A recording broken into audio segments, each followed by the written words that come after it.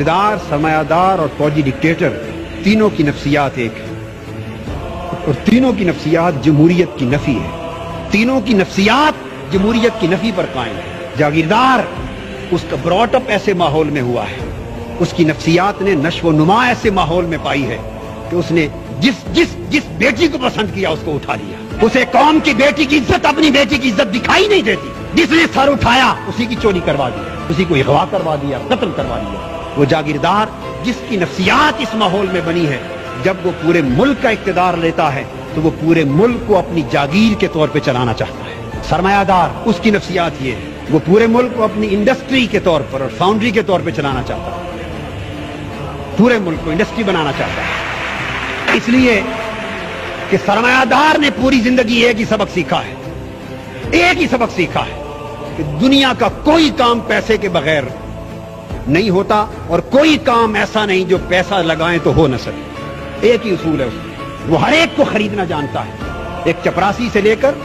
बिजली के लाइनमैन तक, एक आईटीओ से लेकर इनकम टैक्स के कमिश्नर तक, उसने हर एक को पैसे से खरीदना सीखा है। जब वो मुल्क के इख्तिदार पे आता है, वो सारे इदारे पैसे से खरीदना चाहता है। उससे पूरे के पूरे मुल्क का सिस्टम तबाह बर्बाद होता है। उसके ज़हन में भी जमहूरियत की नफी है। और फौजी डिक्टेटर उसने भी जिंदगी भर एक ही बात सीखी है कि जो हुक्म दूं आगे नो की किसी को जुर्रत ना है। जब वो इख्तिदार पर आता है तो वो पूरे मुल्क को बटालियन की तरह चलाना चाहता है। 48 साल में मुल्क की ज़मान इख्तिदार बदल बदल के इन 3 तबकात में रही। यही वजह है कि चेहरे ही बदलते रहे हैं। निजाम न बदलना था न बदल सका और न बदलेगा जब तक इख्तिदार की कुर्सियों पर जागीरदार, सरमायादार, वडेरे काबिज हैं।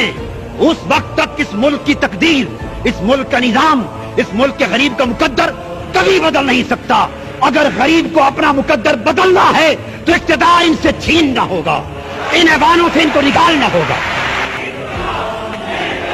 इनकलाब नारों से भी नहीं आएगा। इनकलाब खून मांगता है, खून मांगता है।